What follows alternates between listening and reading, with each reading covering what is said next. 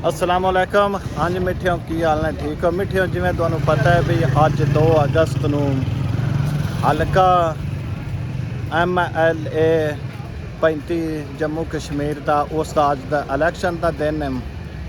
तो इलैक्शन अज जारी है। इस टाइम जलालपुर भट्टियां दे विच मेरे पिछे तुसीं वेंदे पए हो, कैंप लगा है। इधर मुस्लिम लीग नून का, इधर मरकजी मुस्लिम लीग का जिहड़ा कैंप है वो लगा है।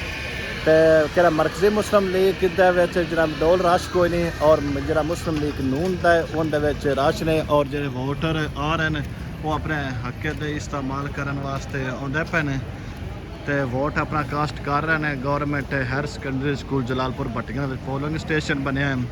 तो और दूसरी पासे कैंप लगा है जनाब, ये भी तुम वेंदे पे, ये डोल खाली है, ये मरकजी मुस्लिम लीग वालियां दा है, तो यह मुस्लिम लीग नून वालियां दा है। लगा है कैंप, तो आवाम आती पई है। इनके जेडे कश्मीरी बट है, तो या जेडे उधर जम्मू कश्मीर तो आए ने उस बरादरी का या उन बंदियां का जिन्हों का तलक है वो वोट इत्थे कास्ट करते पे ने। तो इंशाअल्लाह इनका जरा शाम को पता लगेगा भी की रिजल्ट होंदा है, क्योंकि इस हलके दे विच 16 उम्मीदवार ने जेडे वो इलैक्शन में हिस्सा लै रहे हैं। तो मज़ीद पता लगेगा शामी 5 बजे जिस टाइम इसका पोलिंग का इख्ताम होगा भी किहड़ा जितया तो किहड़ा हारिया।